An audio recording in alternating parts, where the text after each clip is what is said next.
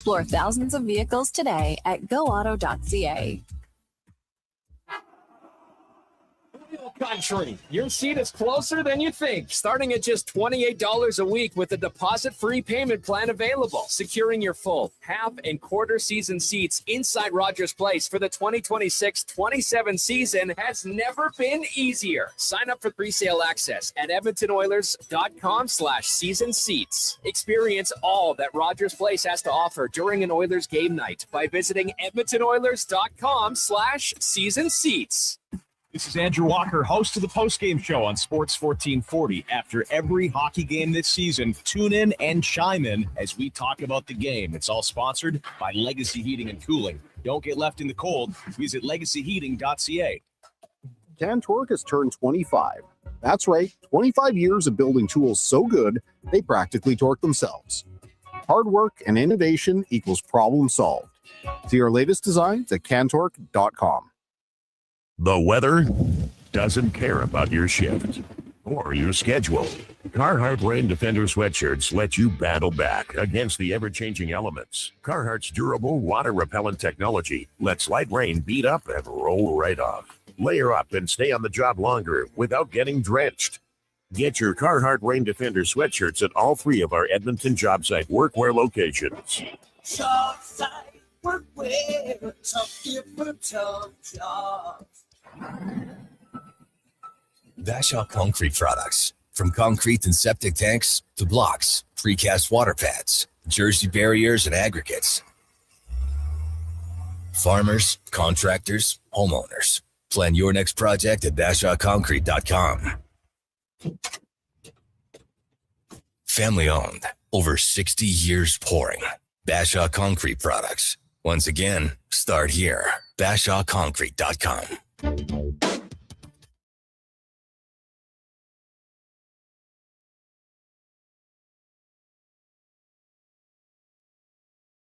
Lowdown with Lowetide on Sports 1440. Author, musical connoisseur, sports know-it-all. Yes, a man for all seasons. Presented by Wolf GMC Buick. We're making it easy. WolfGMCBuick.com.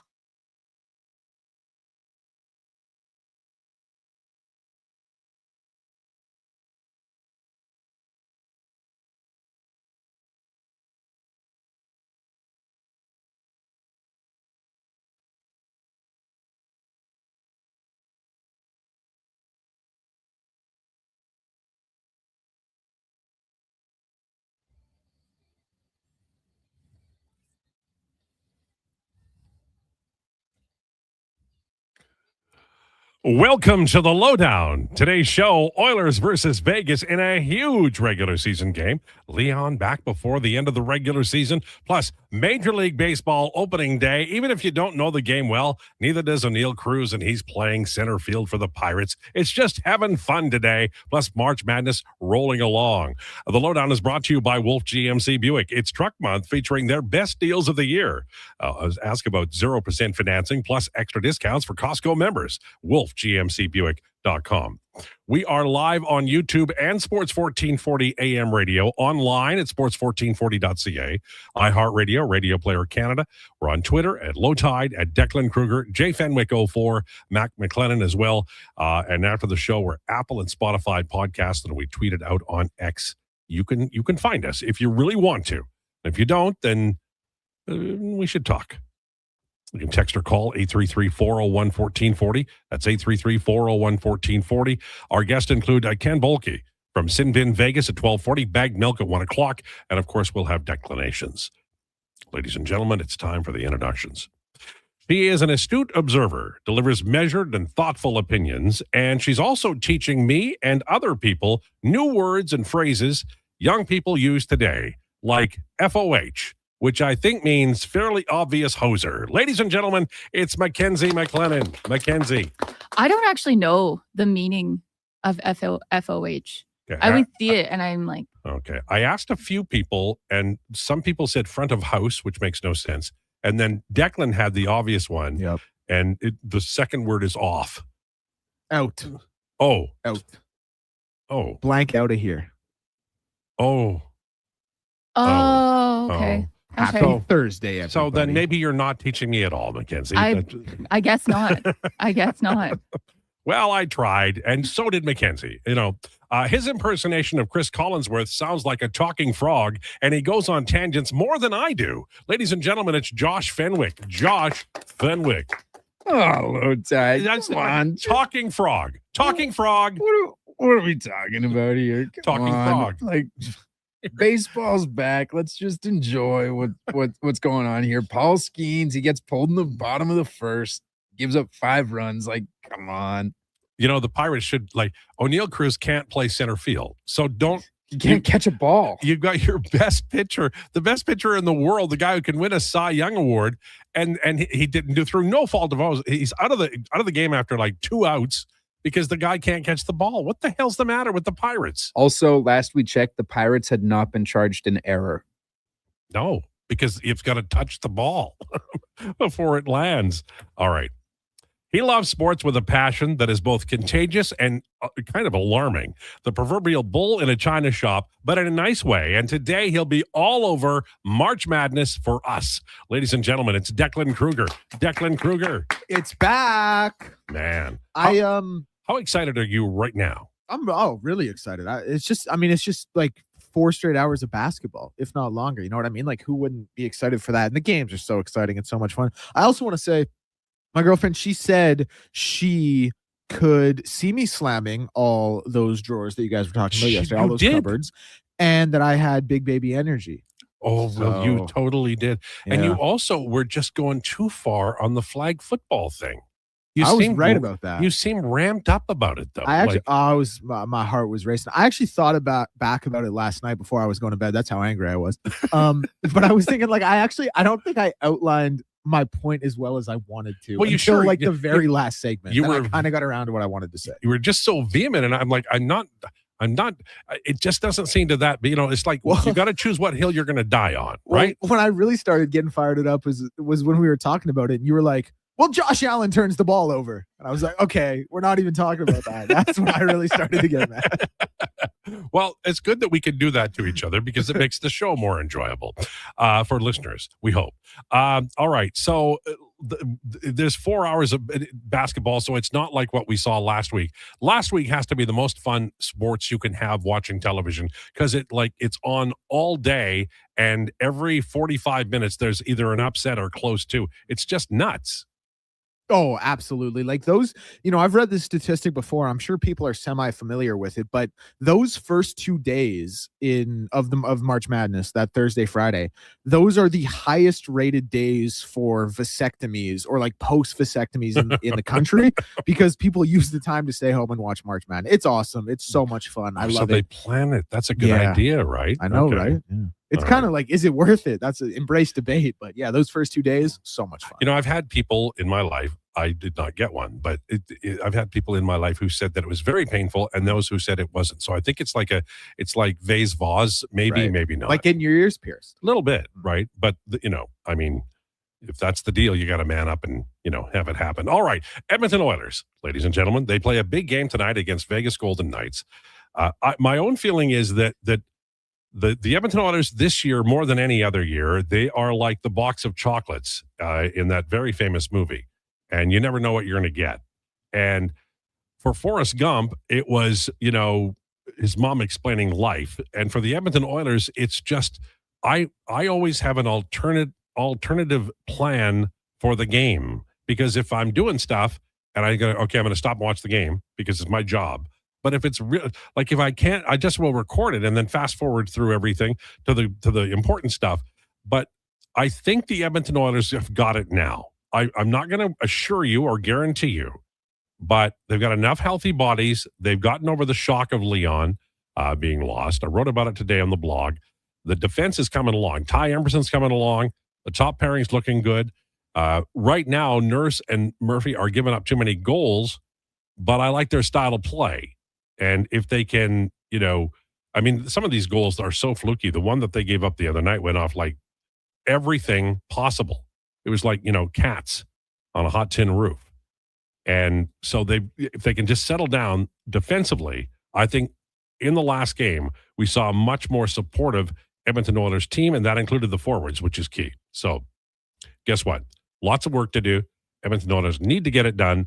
This is a huge game. They win tonight, and they open up just like a sliver, not a lot, just a sliver of daylight between them and Vegas. And I don't think anybody's catching Anaheim, which is shocking to say, because why in hell does Anaheim get to win the division?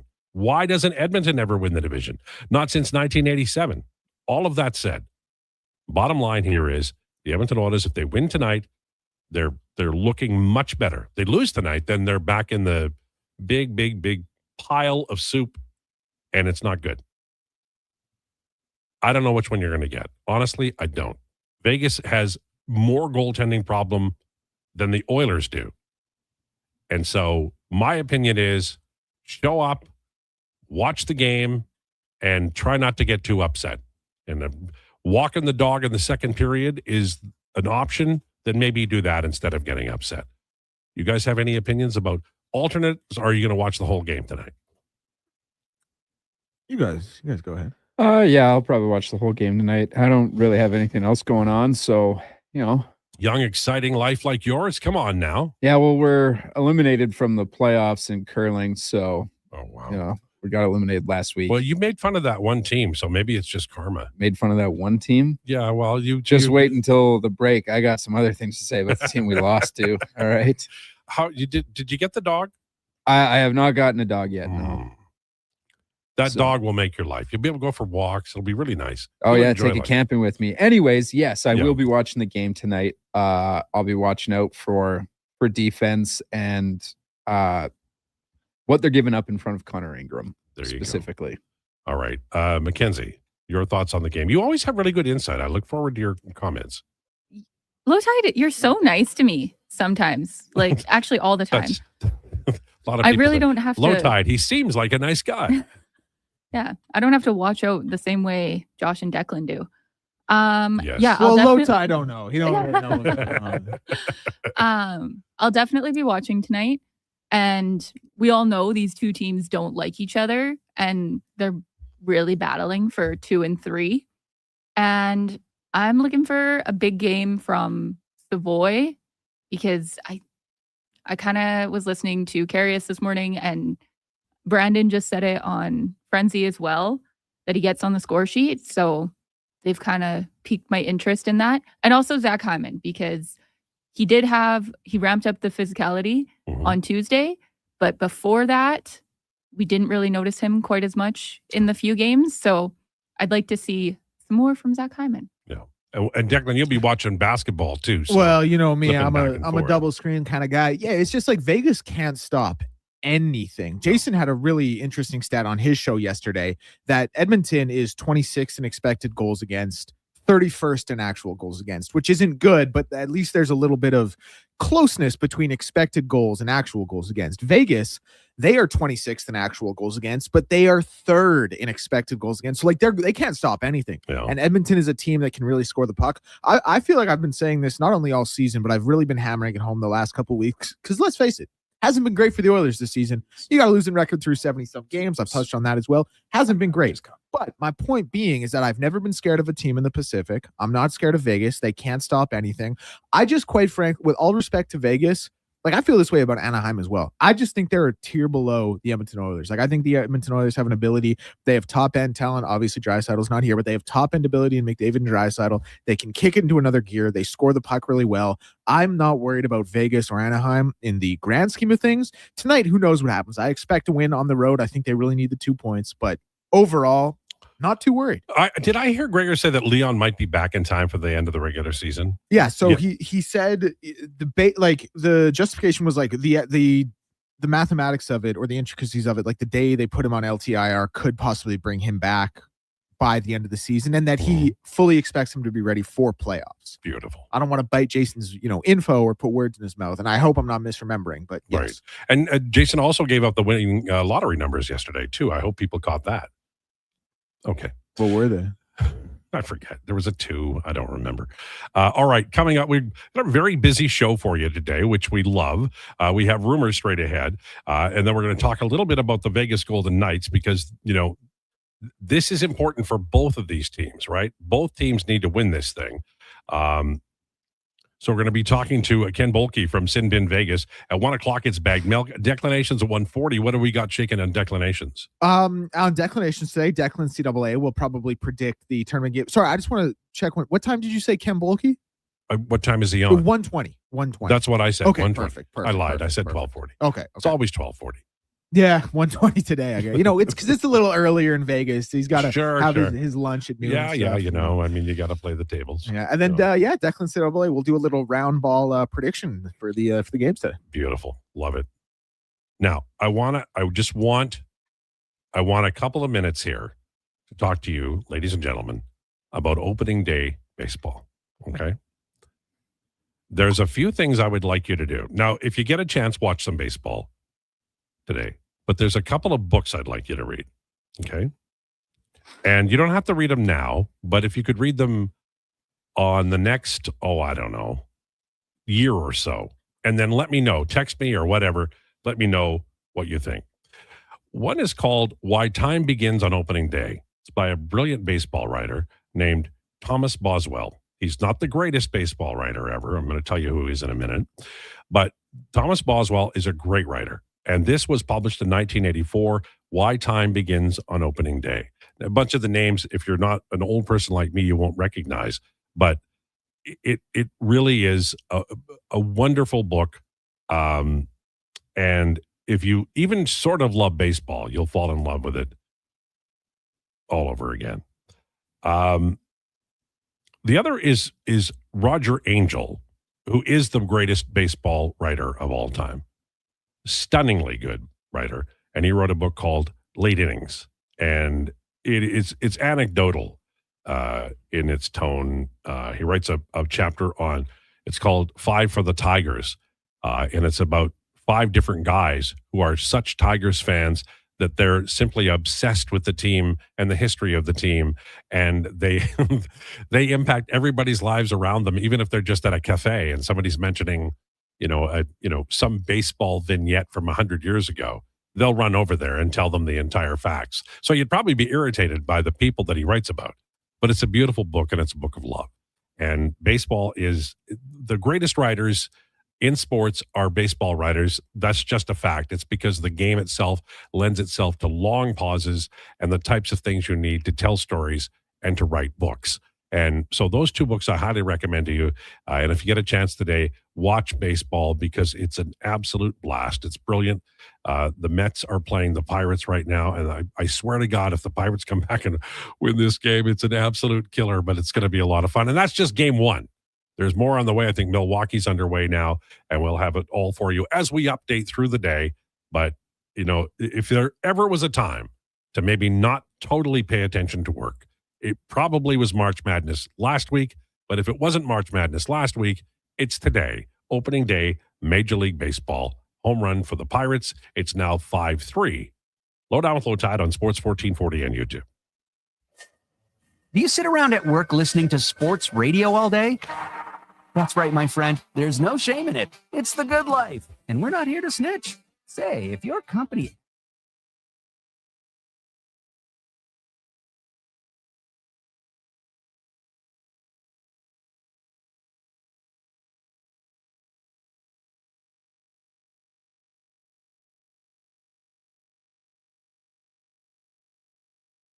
Lukanen, and he'll clear the zone. Stop. Here's St. Vincent. But it's Lukanen that sends the puck long, and Laura can't handle it. And it's Benson. Puck pursuit coming in. He fakes backhand, then comes back to the forehand. But that's the play that starts it all. Morai.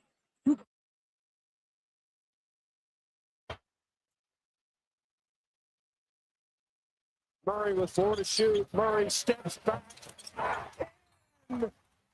Jamal Murray, 53 big ones.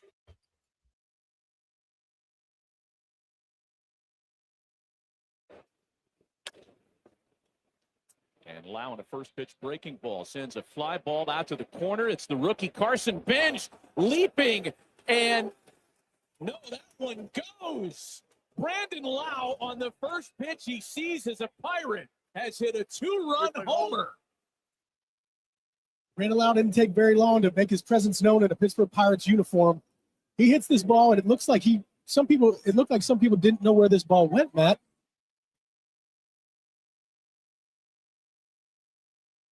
And once you know it, it just keeps carrying down that right field line. Pocket pitch. Here's Jake. LeBron. Here we go. Wow, what a start by the Lakers. I mean, defensively, Rockets trying to get around the defense. He's in the key. He wants help. He needs it. And oh, the quick dunk, the quick jam. Boy, he just gets up shaking his head like, I'm never That jump shot. Blocked by Jackson Hayes. LeBron. Oh! Oh! Count it! Count it! The left-handed dunk. Boy, there's a little anger and frustration in that one, too. Exactly what.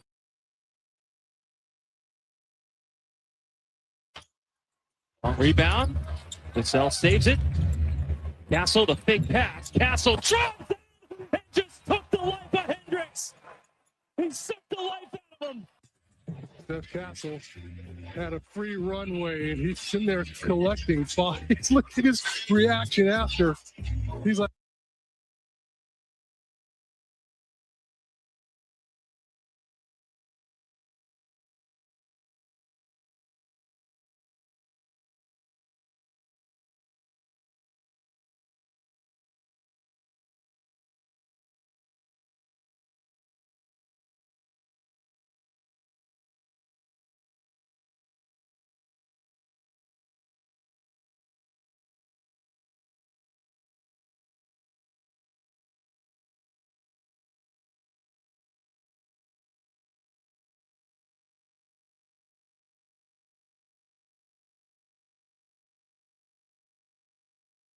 Here's the Lowdown with Lowetide on Sports 1440. Presented by Wolf GMC Buick. We're making it easy. WolfGMCBuick.com.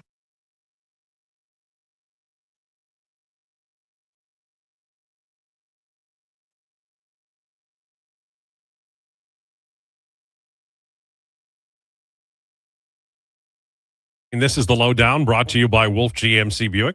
Check them out, wolfgmcbuick.com. And the spring continues. A lovely spring. There's been no interruptions since mid-February. It's been lovely. As we all know, we're looking forward to more lovely spring weather. It is time for Rumors, brought to you by Great Canadian Solar. Great Canadian Solar has been helping homeowners and businesses harness the power of the sun for 15 years. Invest in solar and yourself. GreatCanadianSolar.com. Connor Ingram starting in net for tonight for the Edmonton Oilers. Huge game.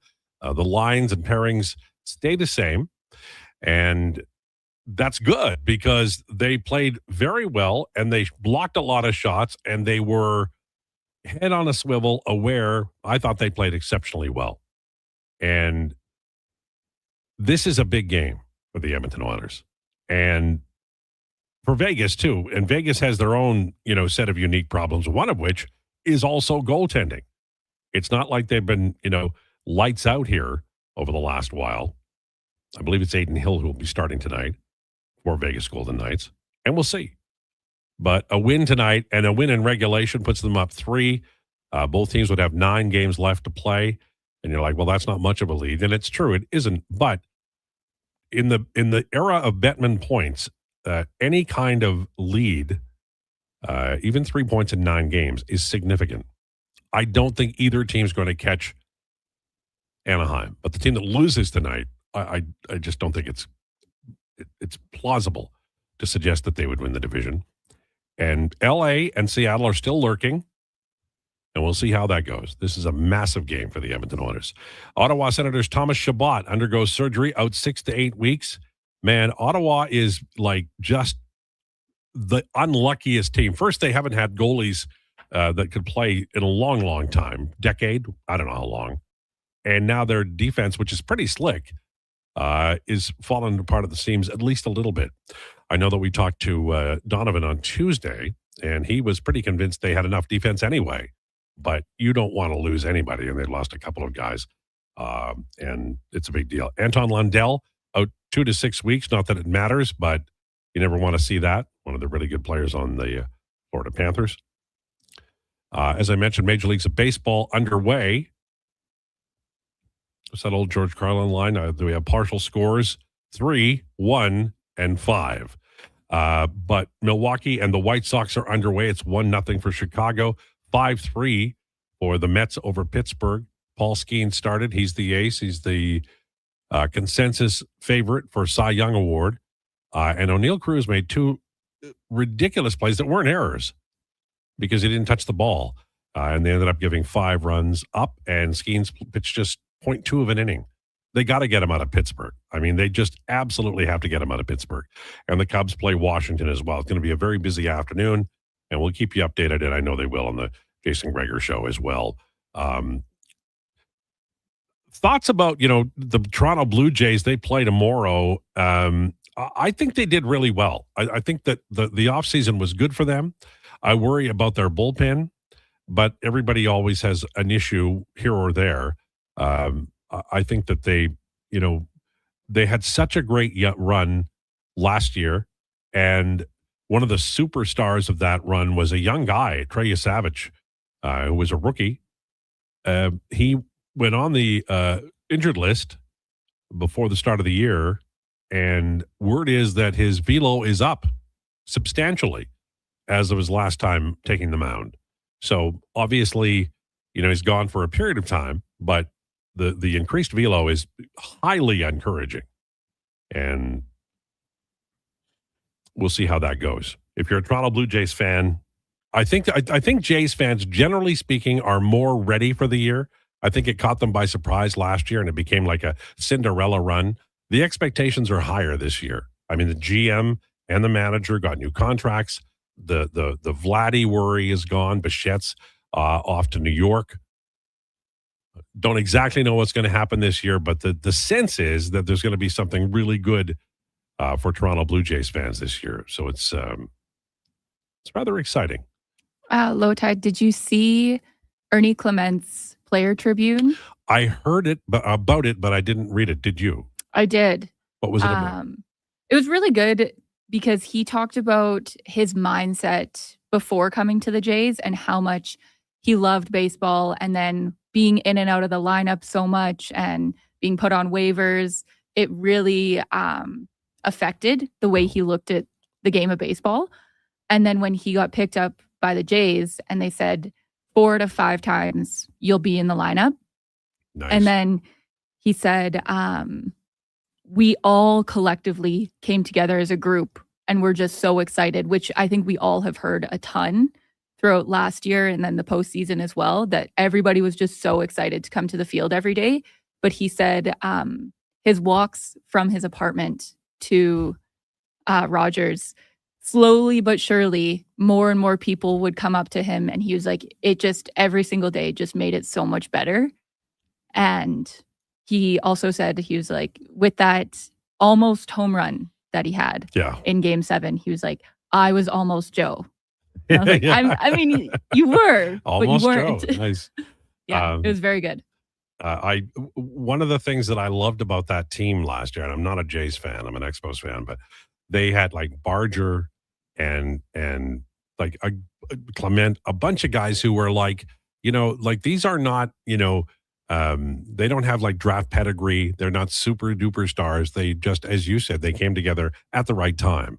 And Savage was part of that. And man, I hope he gets back because he was such a massive part of that. It was good to see. I have a question for the basketball folks, whichever one of you wants to handles this. Don't know why I'm adding S's on my words. Paul George back for the Sixers after the 25-game suspension, and they score, I want to get this right, 157 points.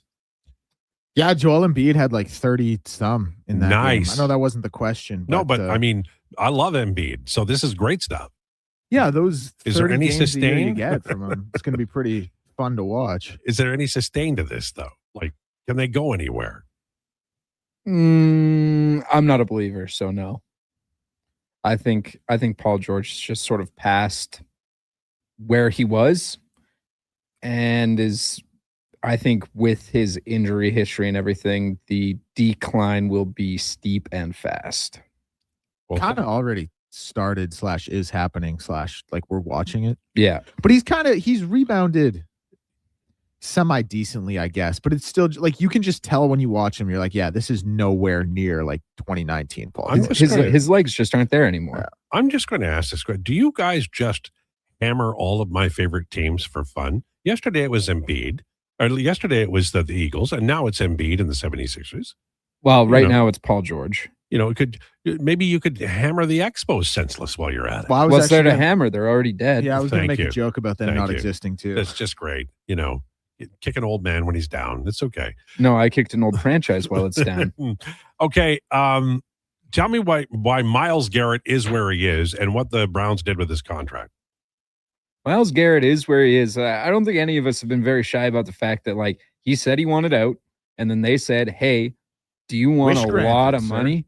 And he said, yeah, all right, I guess I could stay in Cleveland. Yeah, like I have no sympathy for Myles Garrett whatsoever. He went to the Browns and he said, I want out, trade me. And they said, okay, sir, we'll do it. And then they said, or we could give you $160 million over 4 years. And he said, you know what? Actually, yeah, I will take that.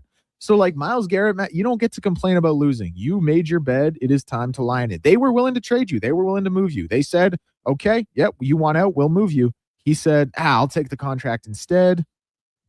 Time to work it out in Cleveland, my man. Yeah. Now, about these quarterbacks that they draft, I'm just teasing.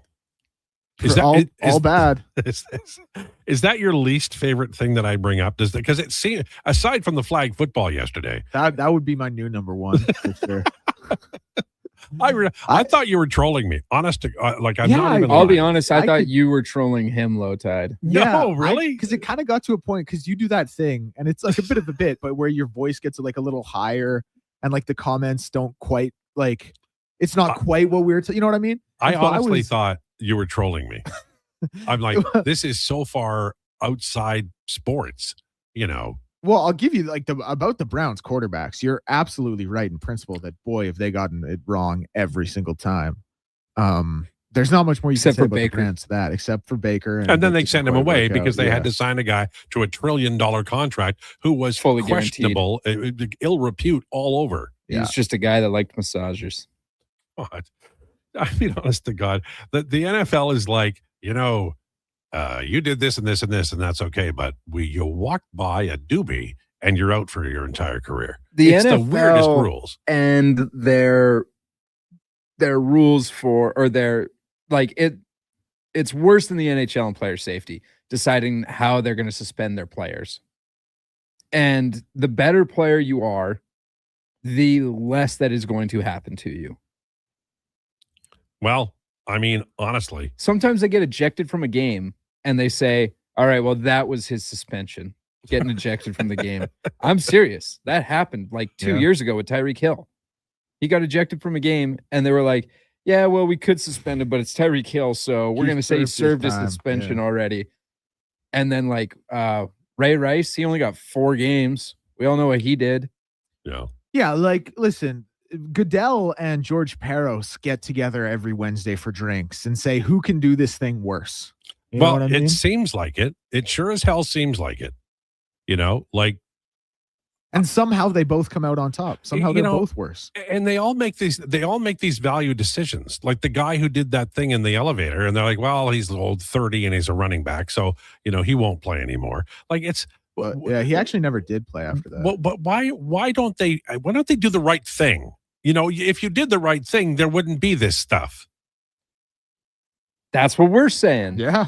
Mackenzie's nodding her head along. I'm sort of hogging the mic, but you were yelling at us, but we're definitely we're definitely all in It's agreement. so You easy do to- bad things. It's so easy you to have do to the pay- right thing, right? It really is. It's irritating. I also just want to bring up the Rashee Rice stuff and the players free him. Like what? I know. What? It's mind-boggling to me. Anytime I see that stuff, I just I have to be like, are we on the same planet? Where else in any other walk of life in the world would that be like, yeah, no, that makes sense, and then some guy gets caught in his Camaro the day after the season with an eensy teensy bit of something, and oh my God, or who was the running back who smoked half of Peru? Ricky Williams? Ricky Williams. Yeah. Yep. He had to go to the CFL. Not the same. He was an Argo. I'm just saying, yeah, I mean, Hockey Canada would be another example. And they like sweeping it on I should say that I don't know if Peru grows out of anything. I assume they do. A lot of llamas out in Peru. That's real. Okay. Yeah. That's the rich have a different justice system from Bones. Why? Why does that happen? Like, why is that allowed? But here's the thing, though, is if everyone in your league is rich, then no one in your league is rich. Point. You know what I'm saying? Yep. You bring I know the that, wisdom. like, Patrick Mahomes makes $70 million a year or whatever, and some guys are making 350. But I don't think anyone's like obviously in the specific example of drugs, they're being compared to others in the league. But I thought the conversation was more like in the grand scheme of things. Like if you do what they do as an accountant or as a gym teacher, they get held accountable. They don't in the NFL. And hey, like that league makes, again, I always find this figure so shocking. They make $1 billion a week. You know what I mean? Like it's like. I was reading an article in The Athletic the other day about baseball trying to catch up to basketball. And the opening line of the story is, well, nobody's going to catch the NFL. Nobody's going to catch the NFL. And the NFL has all the problems we're talking about. Then we have like concussions and issues about, how they tackle and brain damage and all of these things. And the only thing ever, when some guy who's 26, who played in the league for 3 years and says, I'm going to retire because I don't want to be I don't want to have CTE any worse than I do now. People are mad at him. Essentially what Luke Kuechly did. Yeah. They're like, oh, that guy, he's a loser. How selfish. Are you kidding me? That guy's a hero. Right? I don't know. Hey, tell me about the combine you're going to.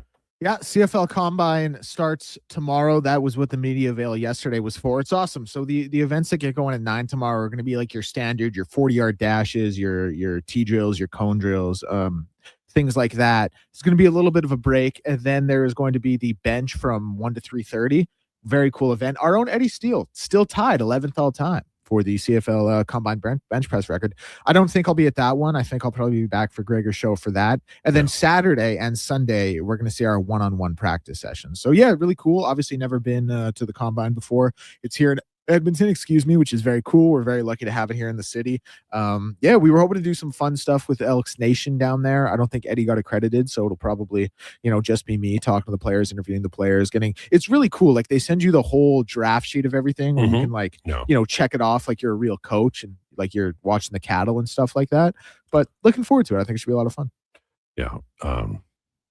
Do you think that Eddie could lift the show? I know he carries the show. I've seen it. Heard it.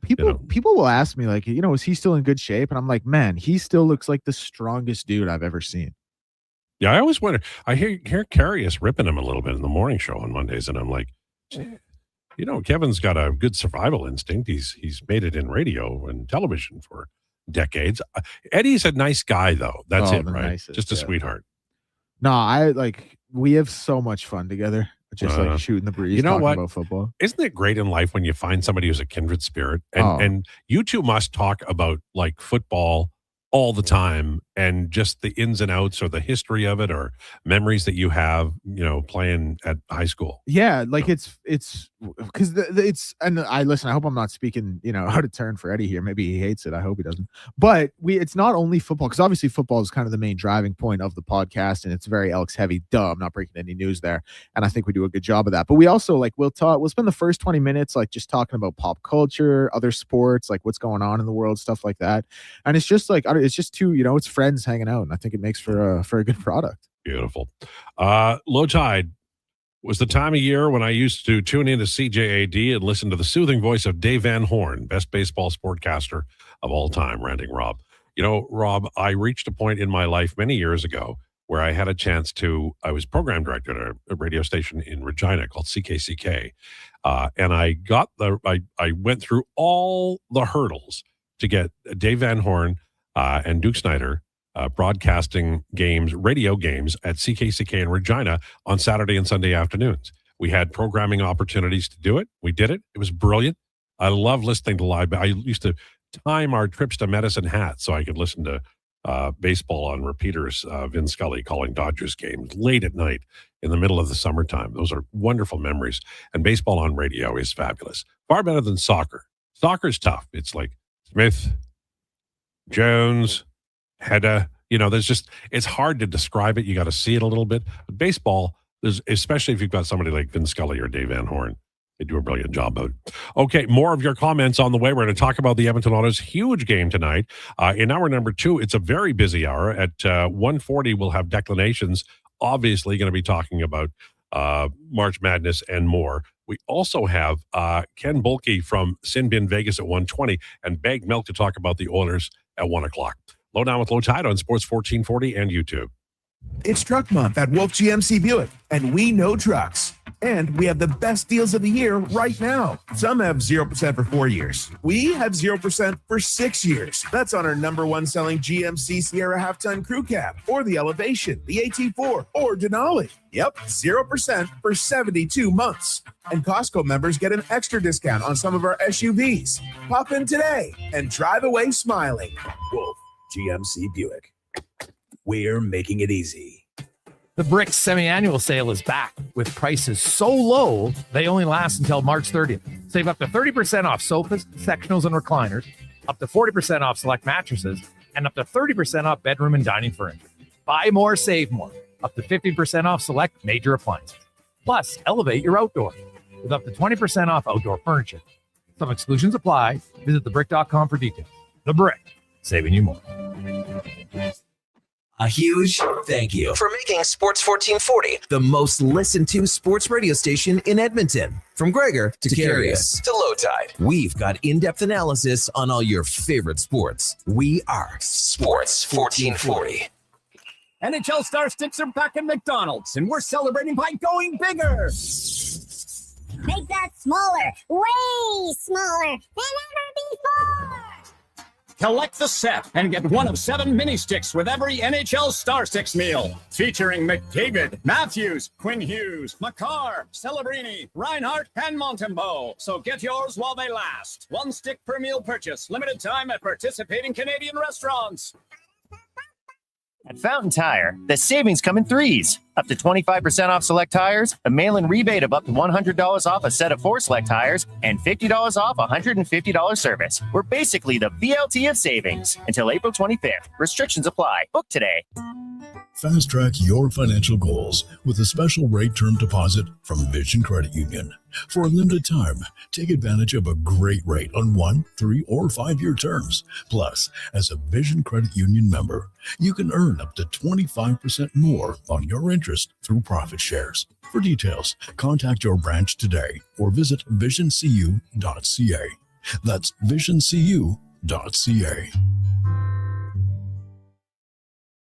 This ad is presented by the United Conservative Caucus. The new Alberta-Ottawa energy deal will significantly expand Alberta's oil and gas production and create thousands of jobs, thanks to the leadership of Alberta's United Conservative MLAs.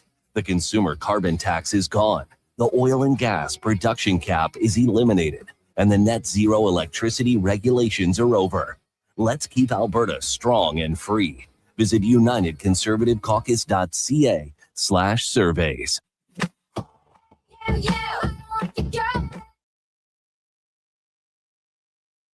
Here's the Lowdown with Lowetide on Sports 1440. Presented by Wolf GMC Buick. We're making it easy. WolfGMCBuick.com.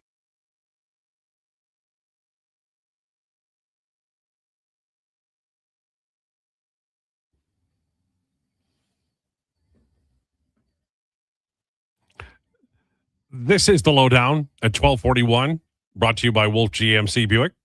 Check them out, wolfgmcbuick.com. Lots of text coming in about our last segment when we were talking about all kinds of things. Dealey Stan says, Lowetide, do you remember CKO broadcasting Seahawks games here? Zorn to Largent made Sundays better. I do. CKO is a fascinating news channel across Canada. It's kind of like the CBC.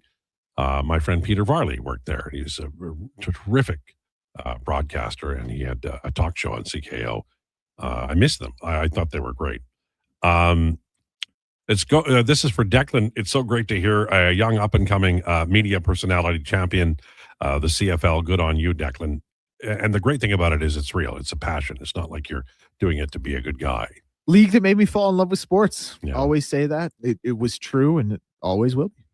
And it's it doesn't get the kind of publicity it should, but if you follow the CFL, you know that the Canadians, the Nationals are really, really important to the team. So these combines are vital, and they do find players at these combines, and they end up getting drafted. Some of them get drafted very high, and the type of skill used to be, the top 5 picks were guys who threw hay bales and Weyburn. But now it's skill. You're getting wideouts. You're getting, DBs who are high skill. It's fun to watch, and the speeds are pretty impressive too. Like, these are real athletes. Oh, absolutely. Like, I always say, the one thing that the CFL never gets enough credit for, and like we all know, like, listen, they don't make money like the NHL. It's not as good as the NFL, but like, these are world class athletes still. Yeah, and I just think they're underappreciated in that sense. Yeah, for sure. Jeff the Ref, CKCK, the Iceman, Ken Legg. I worked with Ken for years, and we've lost a few of them along the way. But it was a great group. We were all young and stupid and had no money, but it was perfect. Perfect for us, maybe not in the modern day. Last time I saw a combine, it was at the Ag Show. I think most people are not aware, who live in cities, how much combines cost. Like, the actual expense of the stuff. It's amazing. It truly is. We mentioned earlier about the Edmonton Oilers and their game tonight. We do know that the lines are the same. Ingram will play goal. Vital game for the Edmonton Oilers, and we've seen them play, like, recently, as in the last game, a really strong game, like blocking shots, but even more than that, getting in on the forecheck, winning battles, making it difficult for the opposition to get out of their own zone. And Vegas is not exactly a great team right now. Like, they're not playing exceptionally well either. So from an Oilers point of view, I think this would be a really, like, a great game. You win tonight, and now, you're looking at a much different scenario as you end March. You win tonight and you go up by 3 with 9 games to play. Then you're playing Anaheim and Seattle, 2 more really important games. And even if you win tonight and then split the other 2, you're in really good shape as you exit March. The record this month is 6-4-1. I suggested they'd go 7-6-1. You'd like to be selfish and get a little more out of the month now that you're here. Since the trade deadline, the Oilers have there's a website called Puck IQ, and they measure how much time each individual player spends against elite competition at 5-on-5. And I think people would be interested to know that in terms of the increased ice time, it's gone to the top 4 most of the time. They played more against elites because the teams have been better. But Evan Bouchard is up to 851 from 617. Matthias Ekholm almost identical. Connor Murphy's at 727 against elites per game. Darnell Nurse 725. That's up from 553, again up. But Wallman is down only slightly, but he's down. And so they're asking more of their top 2, and I think that's going to be something that works for them. If they can get Ekholm and Bouchard are playing well. They stumbled a little bit, but they're playing well right now. But if they can get Nurse and Murphy to play outscoring hockey, it hasn't worked so far, but they've been in some bad luck as well.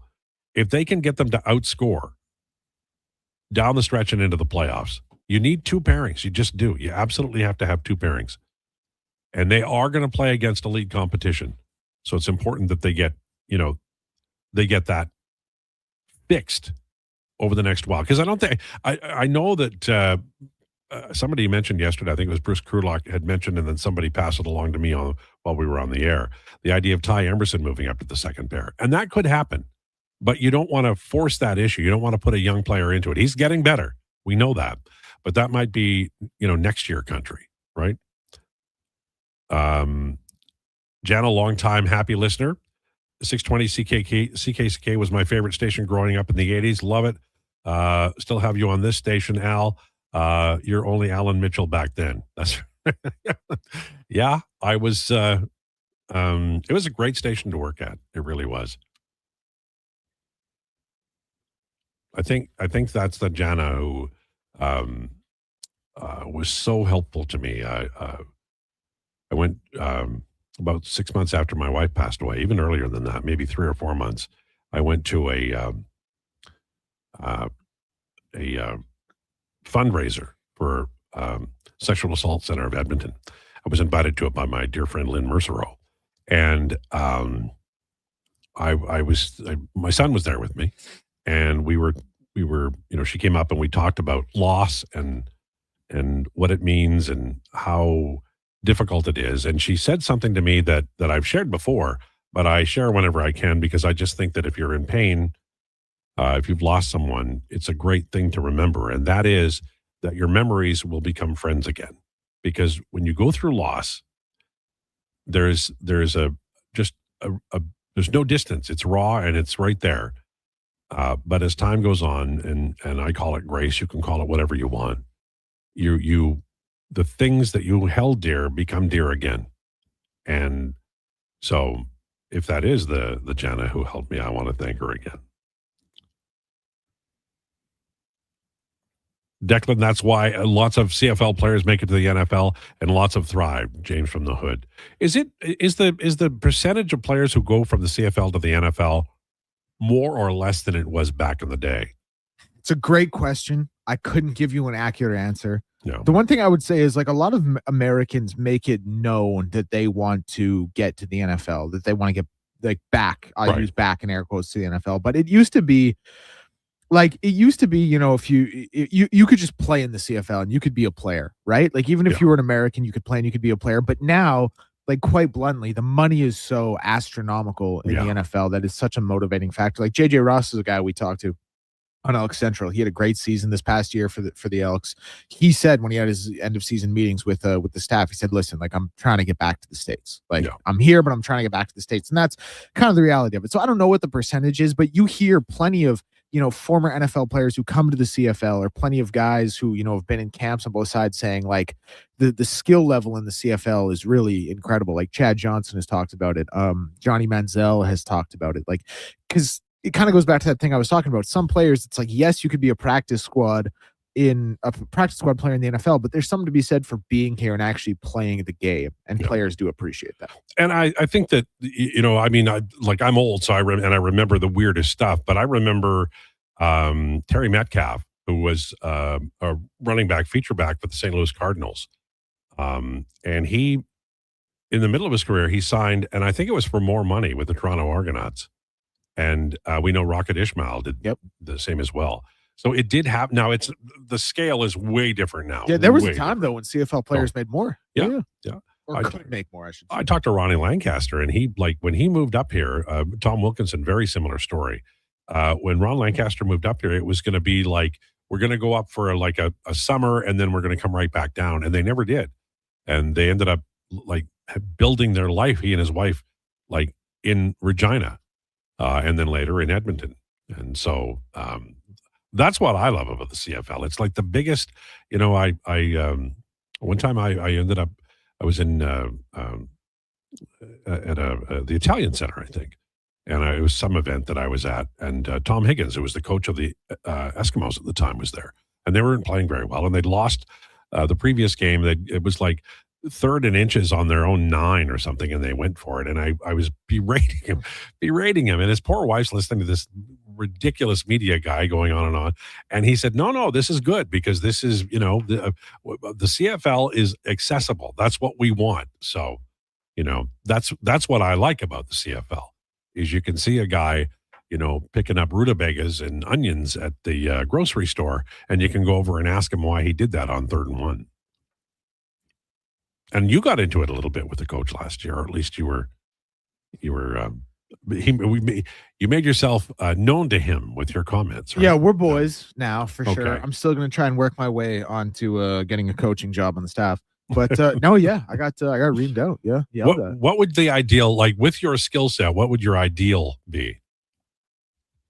Probably quarterback. No, I meant coach. Yeah, probably quarterback. Yeah. No, I would love to be like an assistant DB's coach. You know what's actually funny though? Me and Eddie have talked about this. I actually think, because I'm like a defensive guy through and through. Like I appreciate defense. Defensive backs are my favorite position group. Obviously, I played defense, but I actually think I'd be a better offensive coach. Just because I think there is some, like, I'm not saying I'm like the quality of a CFL coach. I want to be very clear about that. I'm not putting myself in that conflict, but I do think there's something to be said for being an offensive coach when you've been so defensive heavy your whole life. Like you see the defense in a way that offensive coaches who have come up as offensive coaches don't see it. You know what I'm saying? Yeah. I would say this, that as much as I know you love the sport, I don't think you could work their hours. Yeah.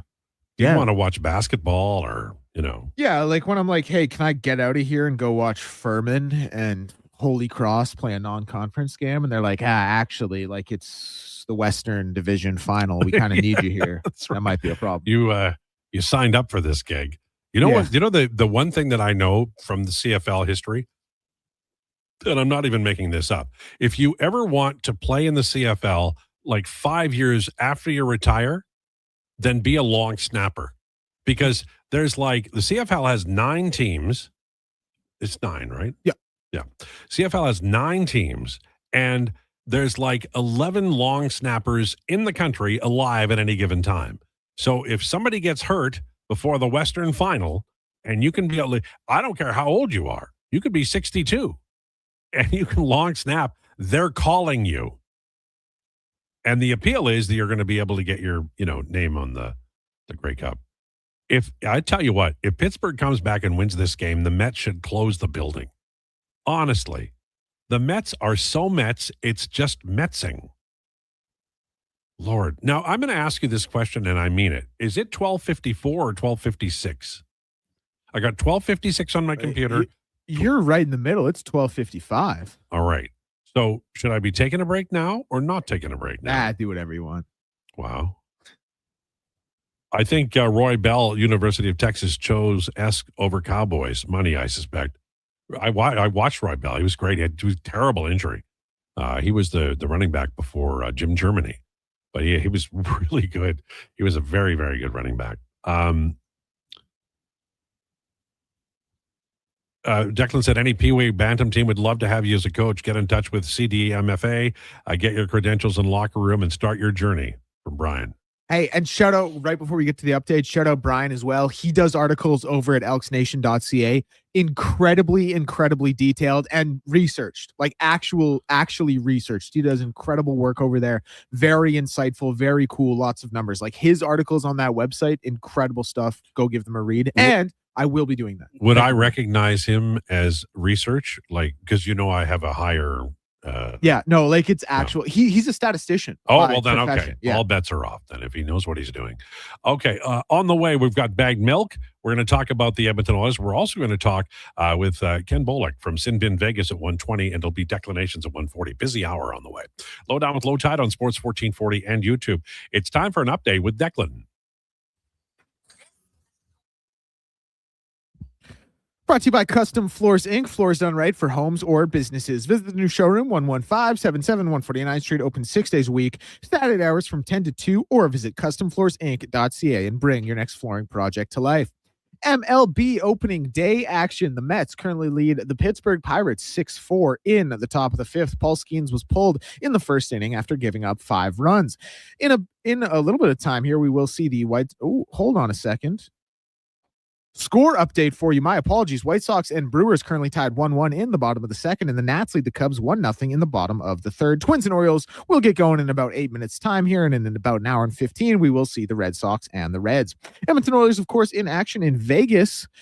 7:30 p.m. puck drop for that one. Connor Ingram going to be in the starters now with the day's action getting going at 5 o'clock. Games include the Blue Jackets and Canadiens, Penguins, and Sens. And the late game in the league will see the LA Kings in Vancouver to take on the Canucks. In the NBA, just 3 games, all going at 5 o'clock. Knicks and Charlotte Hornets, New Orleans Pelicans and Pistons, and the Sacramento Kings in Orlando. All the games with a 5 o'clock tip-off. News around the sporting world is Ottawa Senators defenseman Thomas Chabot will be out 4 to 8 weeks after a surgery on his arm from a Miller cross-check, and transgender women athletes will be banned from the Olympics by a new IOC policy. I'm Declan Krueger. This has been a Sports 1440 update.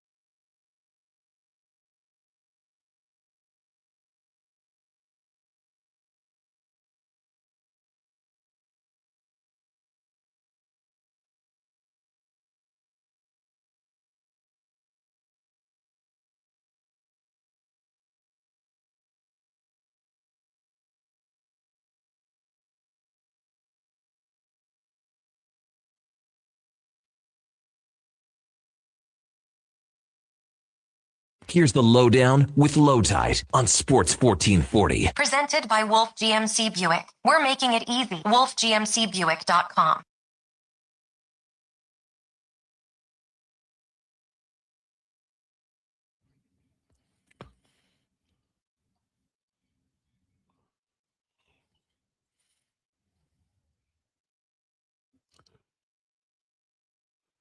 This is the Lowdown on Sports 1440, presented by Wolf GMC Buick. It's Truck Month, featuring their best deals of the year. Ask about 0% financing plus extra discounts for Costco members. WolfGMCBuick.com.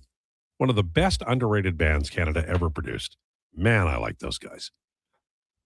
All right, we are now joined by our friend Bag Milk from Oilers Nation. Mr. Milk, how are you? Al, I'm doing very well. I'm checking in poolside from Las Vegas. We are boots on the ground for tonight's game, so I'm very excited. We got a big squad of people down here for Nation Vacation.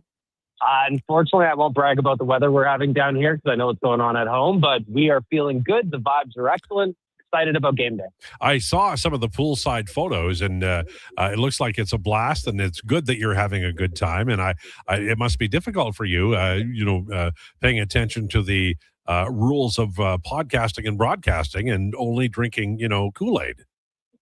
That's right. It's all about moderation. It's all about making sure that we're checking off our boxes, crossing our T's and dotting the I's before we start hitting the town. And I think for the most part, we've done a good job. We still got some live shows going on. Our boy Tyler Yaremchuk just went down the slide, Al, on his show live, so that's pretty exciting.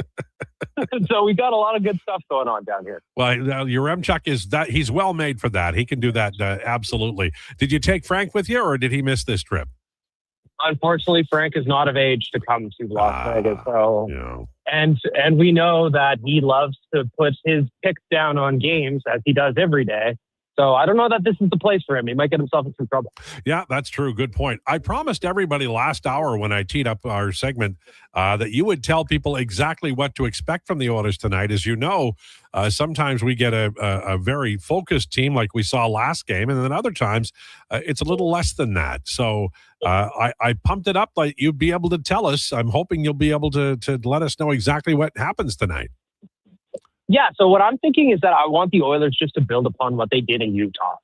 I don't have the numbers in front of me, but if I recall correctly, they were blocking more shots than they allowed on net to the Mammoth. And I think that they need to keep that going. Attention to detail in the defensive zone has been the problem that we've had all season. We've talked about it ad nauseum. We've talked about what needs to improve. We've talked about the goaltending.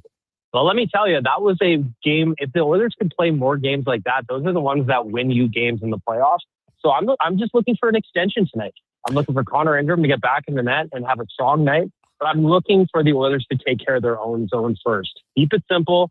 Play defense.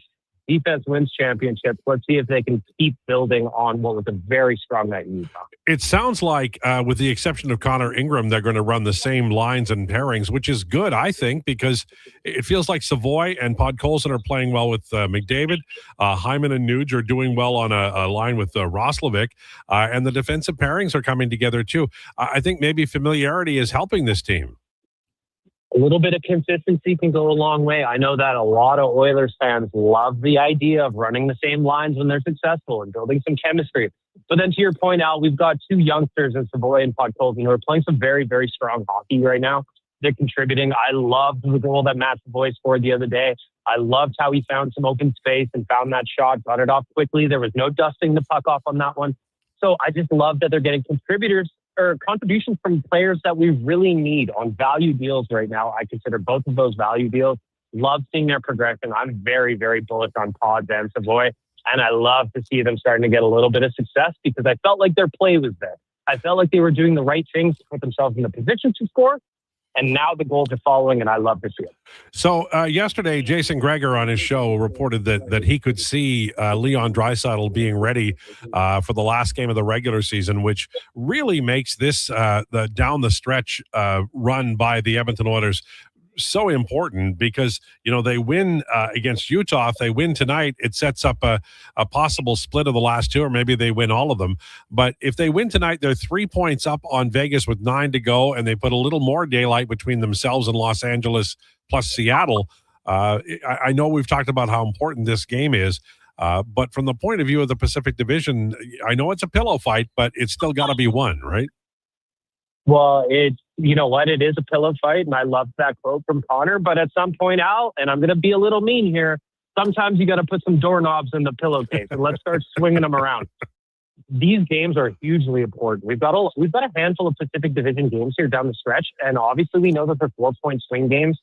Huge opportunity for themselves to put some space, like you said, behind them, but also put some pressure on Anaheim. I know the math isn't necessarily on our favor for catching Anaheim right now, but at the same point, that's still a young team, and if you put some pressure on them, get closer in the rearview mirror, you never know, because there's still enough points to be had. It's just a matter of how they kind of shake out. So I think the most important thing is just looking at the schedule. These are all big games, but especially when you're playing the Pacific. So I'm expecting a good one from both teams tonight because they both need the points.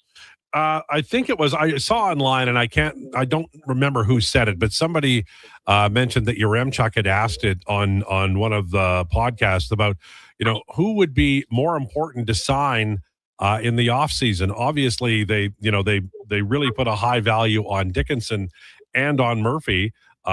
Two players who just came in recently, but they've got a pile of free agents here that they could conceivably sign.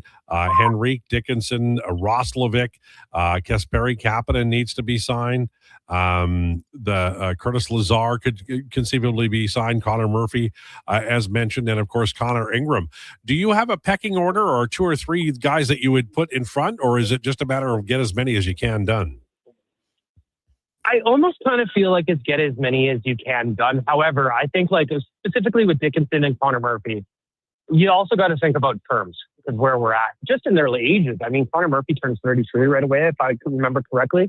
As much as I love the player, I'm also considering that okay, how long do you want to go there? And I would say the same thing with Jason Dickinson's party.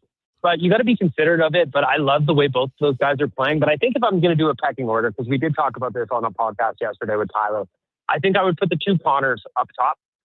I don't know which order necessarily. Probably Ingram as my 1A if I'm having to choose. But I think those would be my 2 big ones. Because right now, I'm very bullish on Szymanski as well. And I think that if he keeps progressing, we could have another player that could kind of slot in maybe starts at 4C, but hopefully 3C. So I like Szymanski. I'd like to see what he can do with a little bit more time, a little bit more leap. So I'm going with the 2 Connors as my final answer here, because I think that obviously the goaltending is the most important position on the ice. And I also love the idea of having a pure shutdown defenseman on the roster, which Connor Murphy absolutely is. Well, and it's funny because whenever I'm watching Murphy, I'm reminded of Desharnais, another defenseman with massive wingspans and the ability to smarten up some guys in front of the net and to win battles along the wall. So it's good to see. But I've also been impressed with Ty Emberson. He doesn't have the same size, and he certainly doesn't have the experience. But we've talked about it the last couple of days. Emberson's really come along here this year. He's really developed. Fair?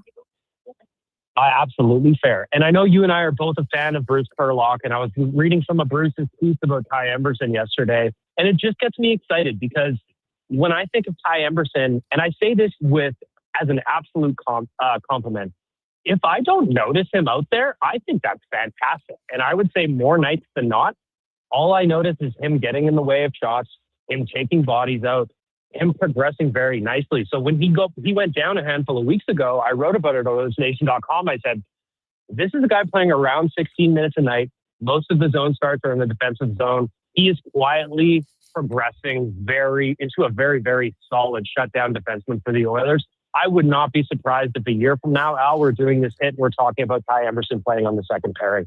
I'm very bullish on him. I love how he plays, and I love how he's progressing. Yeah, and now you're talking about, and I mean, we've seen it with Savoy. He's moving up the depth chart. Podkolzin has. I think Josh Szymanski might be a guy too.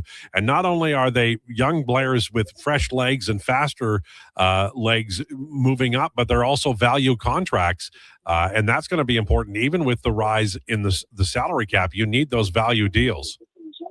Absolutely, you need value deals. The teams that win Stanley Cups have players on value contracts that are contributing in a meaningful way. And the Oilers really need that. So, again, going back to where we started, having Savoy and Podkolzin come along and do what they're doing this season, progressing step by step, getting better every day. That is massive for the team, and we need more of those guys doing the same thing down the stretch into the playoffs and even into next season. So finding some value contracts, it's going to be fascinating to see how Stan Bowman handles this. I wonder how many players from Europe we're going to get. I wonder if he's going to take more swings at college free agents. But given that you're trading away a lot of draft picks right now to maintain the window, we need value contracts to be contributing in a meaningful way. And we have some right now, and I would love to see them keep it going. Hey, listen, I'm going to let you go because I know you're having a blast down there. Thank you. Thanks, Al. Stay warm down there or up there, everybody. We'll be back on Friday, so we'll bring you a win home. Okay, sounds good. That's Bag Milk from Oilers Nation, and he is in Vegas.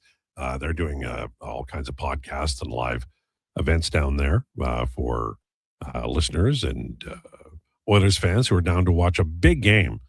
I wonder about the goaltending tonight because it seems as though the Oilers have figured things out, and I say seems. I'm not going to, make any kind of heavy-duty claims here. But whenever I watch Vegas, it's just a dog's breakfast in goal, and it has been for some time. Is it possible that there's a team in the National Hockey League that has more goaltending problems than the Oilers have had this year? The Oilers have had 4 goalies this year. Well, really quickly, Vegas. I think so. I mean, I know they did the Carter Hart thing, but it didn't work, or at least it hasn't worked. And it seems like nobody can play the game down there. Do you know the record for Oilers goaltenders in 1 year? Can we guess? Yep. Josh, I heard him whisper the answer I was going to have as well. You want to say it? 6. Yes. And do you know the year? You're 1 for 1. Give it another. Like 06? Yeah. 06? No, 79-80. So not close. They came out of the WHA with Dave Dryden and Eddie Mio, and both of them were lacking. And they used a couple of guys like for one game, Bob Dupuis and Don Cutts for 6 games. Then they got Jim Corsi, who ended up being famous in an unusual way because the brilliant minds that were working on blogs, Oiler blogs in the early aughts, just chose his name randomly. Actually, Tim Barnes did. So Jim Corsi became famous for a number that I don't think Jim Corsi knew about. And then they traded at the deadline, a very difficult trade. Ron Chipperfield's, he was the center for the Oilers. His mom was ill, and they say they didn't want to trade him, but he did, and he got Ron Lowe. And Ron Lowe really turned this organization around with very good goaltending. And he was like vital to that team in the first year making the postseason. Lance says, I watched Yaremchuk go down the slide live. I bet he made, I don't know how he would have been mic'd up because, microphones and water don't work, but I'm sure he did an excellent job of it. All right, it's 1:15. We're going to take a break. On the way, Ken Belke from Sin Bin Vegas. We're going to talk about the goaltending of the Golden Knights and the team and how they look as they head into a big game against the Edmonton Oilers tonight. Lowdown with Lowetide on Sports 1440 and YouTube. Actions speak louder than words. Japa Machinery Group puts your construction plan into action with XCMG construction machinery you need. Available for rental or sale. Learn more at japamachinery.com. At Leading Edge Physiotherapy, healing doesn't have to feel heavy because in our SwimX aquatic therapy pools, you literally float your way to recovery. Whether you're dealing with arthritis, back pain, joint injuries, post-surgical rehab, chronic pain, balance issues, mobility challenges, or just feeling a little creaky, warm water and gentle resistance have your back, your knees, and your hips. Trusted by pro sports teams and rehab hospitals, our SwimX pools help you move sooner, hurt less, and recover faster. So take the load off. Let the water do the work. Life shouldn't hurt. LeadingEdgePhysio.com. Hey, Edmonton. Did you know a local Play Alberta winner scored over $500,000 on Mega Jackpots Ocean Bells? Think about the season tickets you could lock down with that kind of cash. From major casino winners every hour to jackpots worth millions and hundreds of popular games to money that stays in the province, there's never been a better time to sign up for Play Alberta. Download the app today to get started with casino, sports, and lottery all in one app. Must be 18 plus to play. When you gamble, use your game sense. It's Truck Month at Wolf GMC Buick, and we know trucks. And we have the best deals of the year right now. Some have 0% for 4 years. We have 0% for 6 years. That's on our #1 selling GMC Sierra half-ton crew cab, or the Elevation, the AT4, or Denali. Yep, 0% for 72 months. And Costco members get an extra discount on some of our SUVs. Pop in today and drive away smiling. Wolf, GMC Buick. We're making it easy. The longest running basketball show in Canada airs every Saturday morning at 10 on Sports 1440. Hoop City with Paul Sir introduces a new generation of basketball talk, and it's right here on Edmonton's home for sports, Sports 1440. Silent Rides is one of Alberta's premier specialty charter companies. With our luxury motor coaches, we provide our customers with the safest and most reliable ground transportation services. Our seatbelt equipped, top-of-the-line motor coaches have become the preferred carrier for many local sports teams, tours, corporate outings, and other various travel needs across Western Canada. For more information and to request a quote, contact sales at 877-748-0991 or visit silentrides.ca. Business owners, if rising electricity costs are cutting into your profits, there's a smarter way forward. Right now, federal clean technology tax credits can cover 30 to over 50% of the cost of a commercial solar system, delivering an immediate return on your investment. And in Edmonton and Sturgeon County, the Commercial Clean Energy Improvement Program offers long-term financing for up to 20 years, making solar more affordable than ever. Lock in lower energy costs for decades and strengthen your bottom line. Visit GreatCanadianSolar.com to get started. For many families, the stress of divorce can throw your life out of balance. The loss of a relationship, ongoing conflict, mounting legal bills, and uncertainty about the future can feel overwhelming. Hi, I'm Corey Anderson with Fairway Divorce Solutions. At Fairway, our team helps you restore balance through mediation, negotiation, and a unique step-by-step process. With 2 offices in Edmonton dedicated to serving your needs, our goal is simple: to help you navigate a path back to peace and clarity. Visit us today at Fairway Divorce.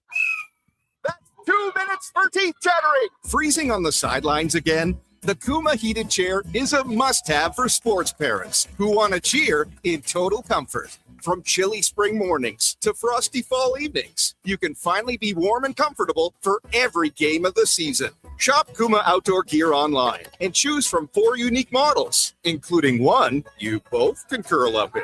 Get yours today at KumaOutdoorGear.com.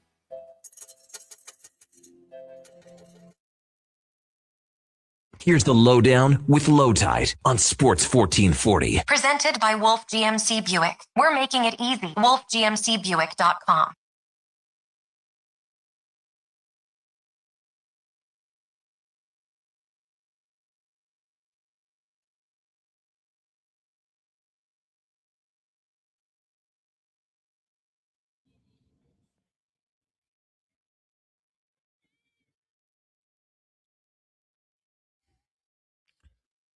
It's Ken Bolke.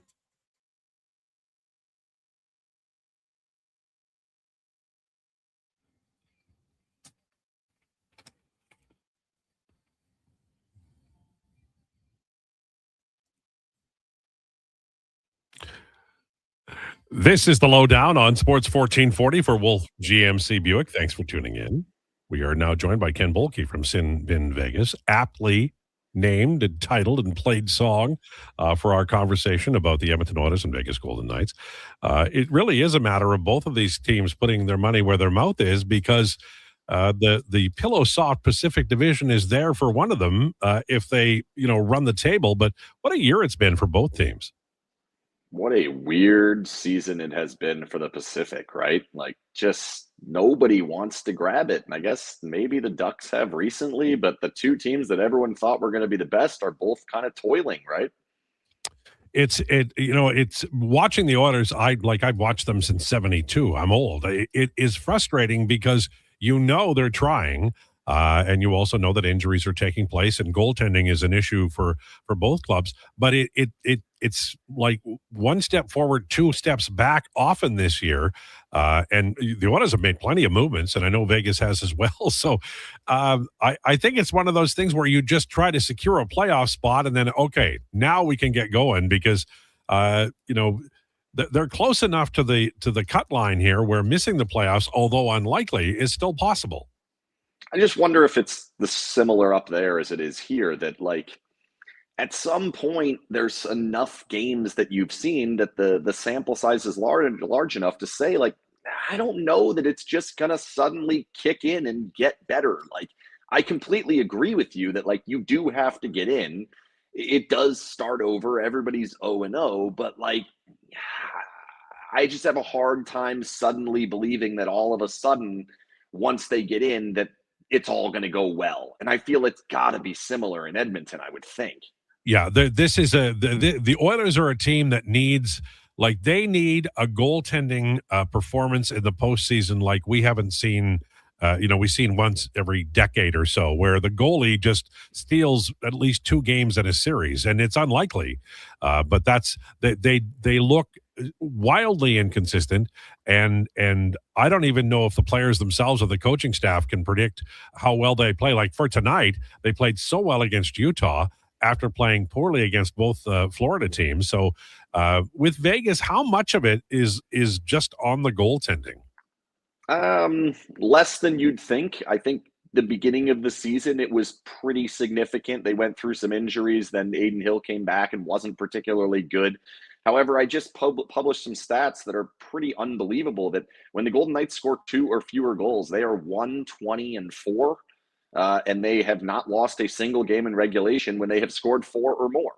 So if your team is scoring 4 and you're guaranteed to win, and scoring 2 and guaranteed to lose, it's really hard to put that all on goaltending. I'm not going to sit here and tell you that the goaltending's been great. It hasn't been. It's certainly been below average over the course of the season. But at the same time, it's not just the goaltending. They're not scoring. They have 5 goals in the last 5 games. They're scoring like less than 2, or it's like about 2 per game since the Olympics. Has not been good. The other thing that is different about Vegas, the Oilers they've won 3 games in a row once this year. Vegas is the opposite. They win 7, but then they lose 7, right? So the Oilers aren't streaky like Vegas is, but they can't put it all together.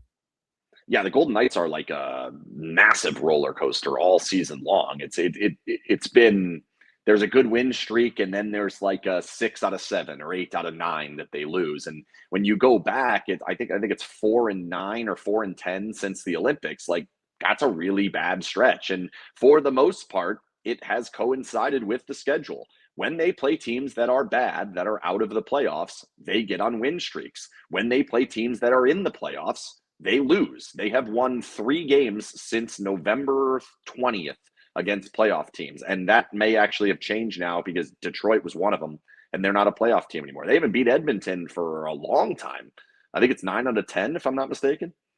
Yeah, it's wild. And this is, I mean, let's be honest, this could be for like home ice advantage in the first round, because the odds of these 2 teams playing each other is pretty high. It's high. Yeah. There's 2 of them. I think Edmonton probably has the slight upper hand just because of where they are in the standings at the moment and how few games we have left. It seems to me that like the team that wins more points out of these games probably ends up with home ice advantage in the first round. Maybe you feel differently. I don't feel like LA or Seattle can catch them. I just don't think either team's any good. Well, I agree with you, and it would take a winning streak, and I don't like Anaheim right now looks like, and they've got a veteran coach, and they made a big deadline deal. Remember, they look like the one team in this division that you could reasonably expect to go on a bit of a winning streak here down the stretch. That's about it. I think it's going to be win 1, lose 1 for all these teams. If that, it's been for Vegas, it's been worse. For Edmonton, it's been worse. For LA, it's been even worse. They never win. Like, what do they have? 18 overtime losses. The Golden Knights have 32 wins this season. They've played 72 games. Like, if they lose 1 more game, they are guaranteed to not have as many wins as losses this season. Like, that's wild to think about for a team that's pretty firmly sitting in a playoff position and has been for a decade, effectively. And they're such a talented team. I mean, I watch Eichel, and he's everything. He's got it all. He's got good size, really smart player. Up and down the lineup, they're a deep team. That I like their defense. It's, there's been some wobble a little bit here this year, but the names are very famous and very good. One thing I always have to check on, though, is the injury situation. How are the Vegas Golden Knights looking in terms of how many players are either not playing or playing hurt? Yeah, it's pretty good. I mean, William Karlsson's the only one that's not in the lineup. I guess you could argue Carter Hart, but he's effectively the third goalie at this point. There is definitely concern since the Olympics where Tomas Hertl has no points in 9 games. Jack Eichel has no points in 6 games. Mark Stone doesn't have an even strength point since the Olympics. That there's some speculation that it's like maybe these guys aren't at full strength. It's very rare to go 6 games in a row where Mark Stone or Jack Eichel doesn't have a point, and that's where we are. So there's some belief that maybe there are injuries there. But for the most part, like, everyone's in the lineup. They are pushing up against the salary cap. The lines are pretty much in the place where they prefer them to be, and the results are not there, and really not even close to there. Like, they're losing a lot of these games by multiple goals, which has been happening because they don't score 5 goals in 5 games. Is it, the deadline was interesting for me for Vegas. I always sit in this room. We do a deadline show every year, and I always sit and I wait for the big Vegas move. I mean, it happens every year, and then they usually they trade for Hannafin and then sign the guy, right? And so you anticipate that. Every year, and they sort of have a formula. I think it's unique that they get a guy at the deadline who's 27 and sign him long term. That's worked out well for Vegas overall, right? Yeah, that's pretty much how they've built the roster. You look at almost most of the best players: Mark Stone, Noah Hannafin, Tomas Hertl. There's been a few others in the past. This deadline was a little bit different. The Rasmus Anderson thing happened quite a bit earlier.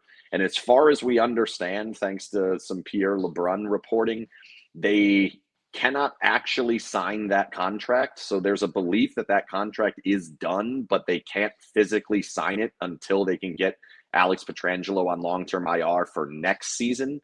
Right. So that I think they're doing the same thing. That being said, the deadline itself was Nick Dowd and Cole Smith in the 2 days of up the deadline day. And it was, they do not have a goal between them. They have 1 point between them since the deadline. I understand it's supposed to be like making the fourth line better and having more identity. But when your identity is we can't score, bringing in more guys that can't score does not seem to have worked. I always ask this question, in recent weeks anyway, Ken Belke joining us from Sin Bin Vegas, about the Olympics and the impact on roster players who were either playing in the Olympics or were obviously cheering for one side or another. Having observed hockey over many years, I don't recall. I know every Olympics is a big deal, but they'd been away for a while, and this one seemed to have added importance because a lot of guys in the, I'll say, Connor McDavid age range, Jack Eichel age range, hadn't played in the Olympics before. Was it your experience that being around the team that this one was more intense than previous events of this type? Yeah, I would say so for sure. I think everybody was pretty excited for Four Nations last year. Aside from that, since the Golden Knights have been a franchise, there has not been international hockey. The World Cup of Hockey was the year before the Golden Knights came in. So this is really the first time we've seen anything outside of like World Championships, and that happens after the season. Golden Knights players have not been terribly used in that because they've been in the playoffs for the most part. Yeah, there was definitely there's definitely like that emotional letdown when you come back to the NHL. I just have a hard time blaming it on that because they've had players on both sides of the spectrum. They've had Mitch Marner, who's continued doing what he's normally done. And then they've had, Jack Eichel, who's not, or Mark Stone, that's not. And then you look at some of the other teams around the league. There are teams that sent 7, 8 guys that are storming out of the Olympic break. And then there are teams that sent 9 and aren't. So to me, it's like, I don't want to call it like a full-on excuse because they did play important games and they did have to fly over to Italy and didn't have the break that other teams had, but you got to find a way through it. And most teams in the Pacific have not, Golden Knights included. Yeah, it's been, I'll look back, I think, on this year as being truly unique in the Eichel McDavid era, simply because the the organizations that you think should be, the Maple Leafs are going to miss the playoffs. Buffalo is playing so well. It feels like upside down time. And maybe this is a changing of the guard, right? Maybe the what we're going to see over the next few years is some of the teams that have been at the top, maybe moving to the middle, and some of the lower, teams actually finding their way. Finally, as in Buffalo, it's been a decade, more than a decade, finally finding their way. And maybe that's okay, because if you're a Buffalo Sabres fan, it's long overdue, right? I mean, it kind of was inevitable at some point. Like, the Golden Knights have been trading first-round picks for years here. They do not get a lot of impact from players coming up the lineup. And so you rely on free agency and trades and doing all these different things. And when some of them don't hit the same way, like they went through a period there where they traded for Max Pacioretty, Mark Stone, and then signed Alex Pietrangelo and Paul Stastny, and then traded for Jack Eichel. And it's like those all hit really, really well. And they all hit in the same age range. Now, all of a sudden, the Hurdle, Hanifin, Anderson, Marner, it's not like any of them have been terrible, but they haven't hit the same way. And therefore, you're seeing teams like Anaheim, who's been building through the draft, San Jose, who's been building through the draft and via trading with Vegas, are starting to kind of catch up. I don't know that they're fully there. I don't know that it's like time to say that San Jose is going to take over the division. Anaheim maybe, but they've really supplemented theirs with a bunch of veterans. Like, you look at their trade deadline, their offseason, Kreider's making a big impact. The coach is making a big impact.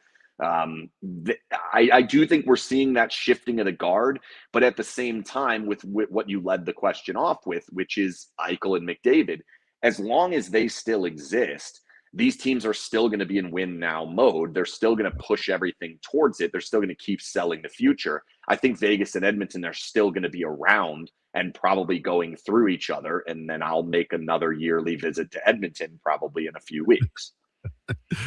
Final one for you. This is just a fun one. How about that kid Celebrini? No, he is unreal. So I mean, we all sit there and like watch it and are amazed, and he ends up on a line with McDavid and McKinnon, and it's like, this is nuts. The one that really opened my eyes to it is when the Golden Knights came back, Bruce Cassidy was asked, like, what was your biggest takeaway from the Olympics? And his answer, without hesitation, was Macklin Celebrini is the real deal. Like, he, without even stopping at all, he's like, this kid is spectacular. And for him to know that he's right down the road in the same division, and he knows he's going to have to deal with him for a long time, like, he is, every single night you see him do something unreal. And what's he, 19? Yeah. No, he's a superstar.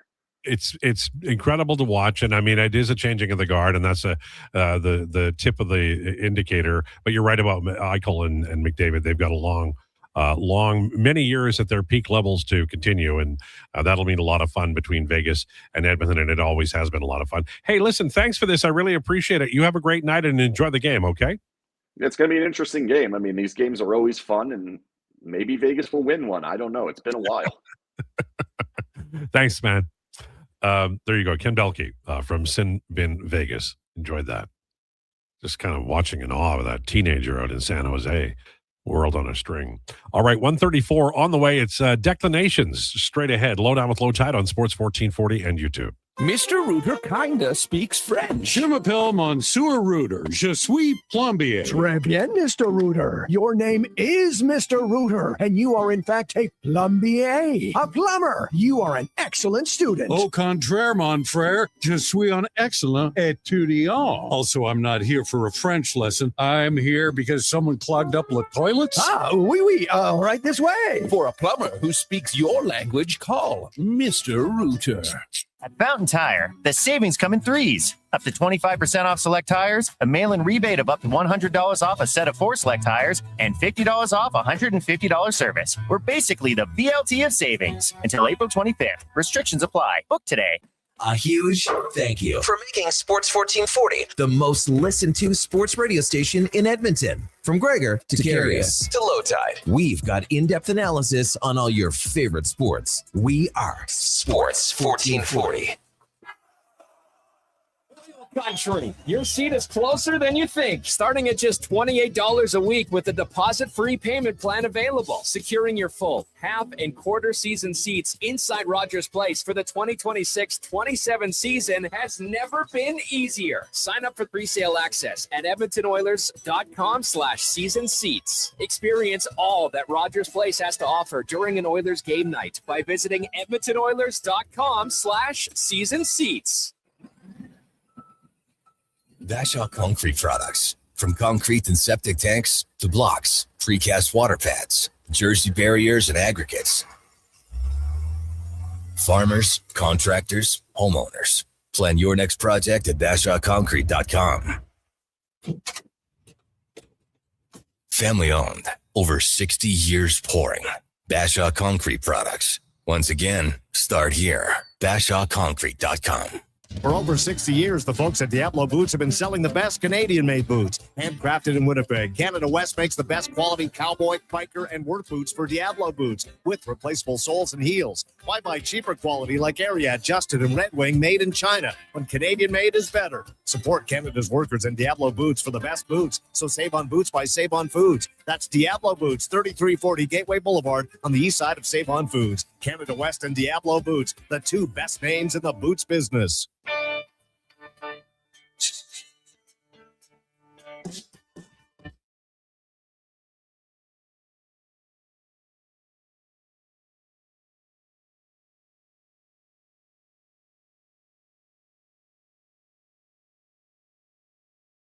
The Lowdown with Lowetide on Sports 1440. Author, musical connoisseur, sports know-it-all.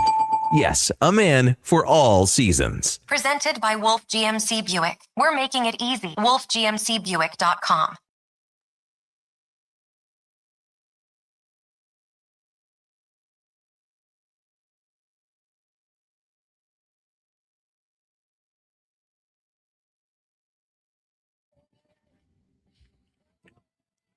This is the Lowdown on Sports 1440, brought to you by Wolf GMC Buick. Check them out, wolfgmcbuick.com. They have Truck Month on it, the best deals of the year available to you. I think that was the first hit single by Tom Petty and the Heartbreakers. American Girl, maybe 1976, from the soundtrack of FM. I have so much information in my brain that is useless. Sometimes it has to get out. It's just the way it is. It's time for Declarations, brought to you by Fairway Divorce Solutions. Divorce can be difficult. We can help make the road to a new life easier. Fairwaydivorce.com. Declan. Yeah, it was 76, by the way, released February 77. I wish we could have got a little bit more into that. Like, oh, I know. Take it easy. The backup singers are so good, right? Nicholas Stone. She was. And I'm pretty sure that was the song in Silence of the Lambs when Brooke gets kidnapped. The first big hit he had was the next one was called Breakdown. That one's right up there with Free Fallin' for. Oh, yeah, that's great. Yeah. I had to take Silence of the Lambs out of my letterbox top 4. Really? Why is Angry Men. I had to put in 12 Angry Men. Oh, that's a great movie. Which one? The old one? Yeah, of course. Oh my God. Yeah. Sidney Lumet, Peter Fonda. So good. I like when he goes, my boss does most of the thinking, but here's something. What if you talk us out of this and the kid did it? That's actually that's the greatest movie. Oh my God. That's a great movie. And the original, I'm so glad you said the original. That's a movie you can't even remake, I don't think. Well, they did, and they didn't do it as well. They tried to remake Dial M for Murder, another one of my letterbox. Ray Milland, so good. You have Yeah. such great taste. Yeah. How come you hang with Josh? He's got terrible taste. No, me and Josh see eye to eye. Me and Josh and I do too. Yeah. Yeah, you're the one who's out to lunch there. You're slipping a little bit in the last couple of days. Ugh. I worry about you. Who, me? Yeah. Oh, no. All right. Sharp as a tack. Well, come on. I want to throw it to, what are you guys kind of thinking about the Sweet 60? You guys have some predictions? I want to hear where your guys' head's at. Or just, Well, you've been so tournament? on it. It's like we just repeat what you said. You had this taken care of, man. Yeah. Your Final Four is still going. Yeah. As is most people's, I would think. I mean, come on. You got, what are you guys, what are we thinking? I think my Final Four is still going. I'm not totally sure, though. I haven't checked. I'm not totally confident in Duke winning tonight or tomorrow. Okay, there we go. That's why not? There's just first of all, Siena played them real tough. Yeah, seen a lot of stuff just like around a lot of St. St. John's hype out there, which maybe I'm falling for that a little bit. But Patino is legendary. And you were right today on Karius. Is like they can go through stretches, but like if they go 1 for 8 over 8 minutes or whatever, and they spend the other 30 seconds of every minute just absolutely grinding down Cam Boozer to a paste and forcing the other Boozer brother. Yeah, I know. Or like anyone else to do it, but then like I just imagine Patino with a week of prep, essentially going, all right, guys, we're playing Duke. Yeah. No, I agree. Like Duke, the thing that Duke has, I didn't mention this morning, but the thing that Duke also has going for them is like they're an incredible defensive team. They actually have a higher defensive rating than St. John's. So it's like if it's a defensive battle and you need one team to go get buckets, like you probably trust Duke to be that. But I still feel like there's kind of an underlying thing, despite what the numbers say, that if it's a defensive struggle, you're going to trust St. John's. If it's an offensive, scoring fest, you're going to trust Duke. So that'll be a really interesting. And also, matchup. extra point. No, it's March. Anything can happen. May I ask a question? Yeah, please and do. I'm not trying to be a jerk or anything, but I remember Rick Pitino like a long time ago. How old is he? 72, maybe. Okay. I want to say. Right. Yeah, he was out of college basketball. For anyone who doesn't know, he had a little controversy with the team equipment manager's wife, I believe. Was out of college basketball for a little bit, went to Iona, ended up taking a job at St. John's after a couple of years there. And it was Kentucky that he was at. Yeah, he was for a long time. Kentucky, Louisville as well. Right, He won a national with Russ Smith and Peyton Siva and Luke Hancock, who's the Final Four MOP, if you guys remember him. Yeah, legendary coach, one of the best to ever do it. He spent some time away from the sport and then kind of took the St. John's job because it was the best job available that was there for them. And St. John's had been down and out for a long time. And now back-to-back Big East champs, they obviously have a chance, to go to the Elite Eight if they get past Duke tomorrow. So unbelievable coach, one of the best to ever do it. And he is such an old school coach too. I don't know if you guys saw the clip, but they were up 20-3 on Northern Iowa in the opening game. And they almost got like a 5-second call, I think, on the inbound or something. And he just reamed out his players for like 4 minutes. They were up 20-3 against the 12 seed. Like everyone knew it was a game there. He's a basketball psycho, but it's kind of everything you want. So let me ask you, because I think we're asking it wrong. You want us to ask you questions. I want to know what you're looking forward to tonight most. Well, I wanted to know what kind of you guys thought about. Yeah, but here I'll kind of go through the games here. So like Texas, Purdue, that's going to be the first one on the schedule. Texas, again, said this as well this morning. They had an unbelievably favorable bracket. They had BYU with no Richie Saunders. They had a Gonzaga team that I think was overrated for a lot of the season. Like that team lost to Portland, got blown up by Michigan by like 1,000 points. There's always kind of one 11 seed or a first 4 seed who is like it happens pretty much every single year. There'll be an 11 seed who is a really good Power 5 team who has a great net rating and they're great in all the metrics, but they just don't have the record because of the strength of the schedule they have to play. And so they go play the first 4 game, they win it there, and then they run into a week 6 seed, week 3 seed, and they get into the Sweet 16. It happens all the time. Texas happened to be that iteration this year. I like it. I like the Buck to kind of stop against Purdue. I just think it's such a veteran-laden, savvy group that knows it's all about title or bust, and they got to get there. So I like Purdue to win that one. Iowa, Nebraska, throw out the record books. Let's just have some fun.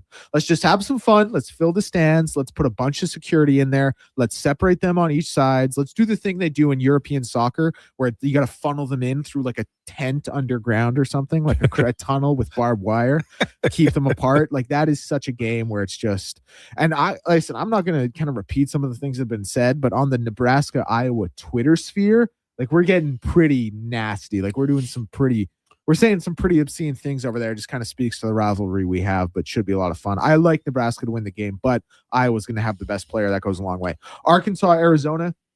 Arizona should just be too good, too consistent. Similar, though, I guess, if you want to give Arkansas this credit, they're going to have the best player on the floor and one of the best players in the country, best player left in the tournament in Darius Acuff, probably going to be a top 5 overall pick in the NBA draft, or at least should heavily be considered for that 5th spot. Really, really dynamic scorer. Not as dynamic of a shot maker, but really dynamic scorer. If you have the best player on the court, you're going to have a chance. I still like Arizona in that game. And then Illinois, Houston. Illinois, they had a great year in the Big Ten this year. They won some really big games. I'm just so all in on Kelvin Sampson and that Houston team. I just want them to win a title so bad. I think he's probably the best coach who doesn't have one. They're always so close. It's like 8 or 9 or 7 straight years of making the Sweet 16 or something like that. Just unbelievable consistency. They haven't had a chance to get it done. This bracket is wide open. No Florida there. They're going to play that Nebraska-Iowa winner. if they can get past Illinois, which I think is going to be a tougher game than that Nebraska-Iowa winner, I think they're probably going to be into the Final Four, and I'm all here for it. So I like Houston in that one. There you go. Yep. Anything else? No, I mean, I could always keep going. I like to open it up to the other three in the room, so it's just, if any, Well, for me, what I like is the athletes, and I know there's mistakes. For me, with the greatest difference between the NBA and college ball, and what makes college ball especially appealing, is that great mistakes in big moments like this sort of define a championship run. Like, a team will, like, we talk about Michigan at the timeout. Well, that was real. It really did happen, and it was heartbreaking, but that did tell the tale. Absolutely. It's kind of also like one thing with college that's kind of funny, I find, is like in the NBA, obviously the players are like incredible. Like they're so much better. But in the NBA, it's almost like they don't want to play defense sometimes. Because it's just like I'm playing against someone who's so good, he's probably going to score anyway. Let's just let him score, get the possession back. Like in college, like the defensive intensity is ramped up to 1,000. And you'll see stretches where teams go like, will each miss 7 shots in a row or something. And people might point to the box score and be like, look at this. Like, who wants to watch this? Right. But you're watching great defense on both ends because the teams are actually putting forth the effort. And that's something like people get on the NBA for being a league where players don't try. And then I think kind of turn around and get on college basketball for it being not as good, where players, because you see missed shots, but teams are actually playing defense. You know what I mean? And that's something I appreciate about the tournament as well. And they sell out. Like, it's like, this is, for some of these guys, this is the last game they'll ever play. Yeah. Oh, absolutely. I mean, no, it's ridiculous. Like the highest, the most viewed basketball game last year in America was the championship game last season between Florida and Houston. It was more viewed than any NBA Finals game, any NBA game. We obviously have a litany of stars in the NBA. But yeah, it's just one of those things. Like college sports are so ingrained into American culture. It's just, it is what it is. Yeah, I was going to bring up the Iowa-Nebraska game, but Declan, you kind of like went in on there. It's going to be a Balkan security. Yeah. Balkan soccer game. I messed up my joke. My fault. If I were to be choosing my number one game to watch this weekend, that would probably be it. Boom. You're going to get a chance. 5:30 tonight. And how many, like, it's 5:30, and then when does the next one begin? So I think the schedule, there are 4 games tonight. I think it's like 5:10, 5:30, 7:15, 7:45. Ordinarily, I hate it because I'm missing something, but I love it that it's just nonstop, and it's kind of, there's a frantic feel. That makes it that much more fun. Oh, yeah. Like I'm missing something, It's wild. Like, oh, I got to get to a TV. Yeah. All right. I have something I want to mention if you are done. Yeah. Are you done? Yeah, I'm okay. cool. This is Jumpin' Jack Flash. Listening to your show while doing other things. You stopped me cold when you asked about, you talked about loss and your wife and what someone said to you at an event. You would like me to repeat it. So really quickly, because I've already said it, but Jana earlier in the show had texted in something, and it twigged my memory. About 3 months after I lost my wife, I went to an event, a fundraiser for the Sexual Assault Center of Edmonton. My friend Lynn invited me, and I met a woman named Jana. And I was very raw. I'd been like 3 months after Joanna passed away. And we had a wonderful talk, and she had, I don't remember what her loss was because that's how I am. I don't remember the important things, and I remember all the things that don't matter. But she said to me, we just talked it through, and sometimes speaking things out loud speaks them into truth. And so I told her how I felt. I was very honest. It was a very dark time in my life. I never want to go there again. There was, half of the time that I was there that night, I just wanted to run out of the room because it was really hard to be with people. But she said something that has always stuck with me. And she said, how are you feeling? And I was honest with her, and I told her I was just devastated. And I told her I was worried about my kids, and one of them was there. And then she said, well, time does help you, and your memories will become friends again. I remember her saying that so well. And what happened was, after that did come true. There's a period in your life where time allows you to heal. And it's not like you ever forget, you never do, but it is less overwhelming. and each time it still hits you, but it hits you in less of a way that knocks you on your ass.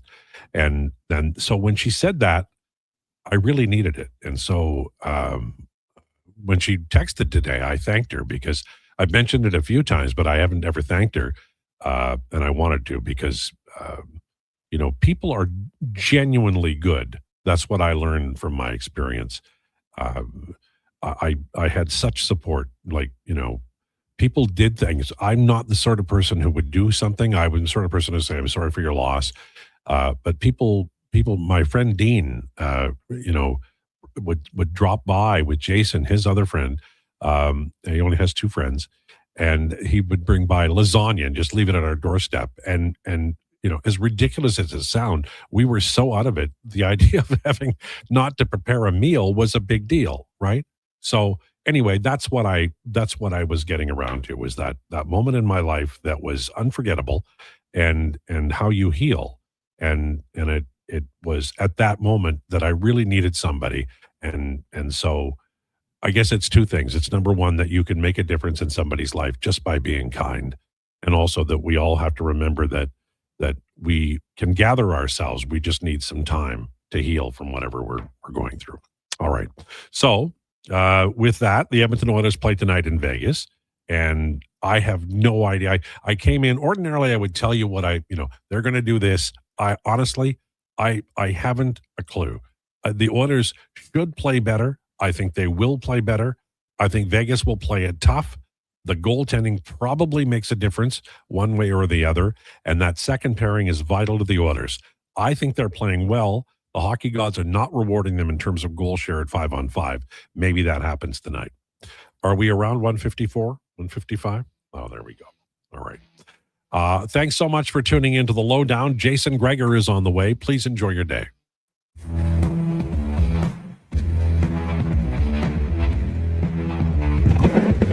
This is a Sports 1440 update.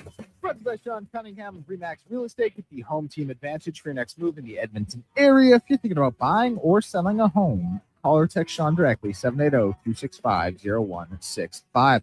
Edmonton Oilers, of course, in action tonight out in Vegas, taking on the Golden Knights, 7:30 p.m. puck drop. The line for that one currently sits at Vegas at -135, and it will be Connor Ingram in the starter's net. Action getting going at 5 in the league, including Blue Jackets and Canadians, Kraken and Lightning, Minnesota Wild and Florida Panthers, and the Chicago Blackhawks and the Philadelphia Flyers. In the NBA, 3 games, Knicks and Hornets, New Orleans Pelicans and Detroit Pistons, and Sacramento Kings and Orlando Magic. And in the MLB, 3 games going on right now, middle of the 7th. Mets lead the Pirates 11-5. White Sox trailing the Brewers 8-1 in the bottom of the 5th. I see they're in midseason form. And the Nats leading the Cubs 7-3 in the top of the 5th, while the Twins and Orioles tied 0-0 in the bottom of the 3rd. March Madness, Texas and Purdue get the action going at 5:10. Iowa, Nebraska at 5:30. Arkansas, Arizona 7:45. And Illinois and Houston at 8:05. I'm Declan Krueger. This has been a Sports 1440 update.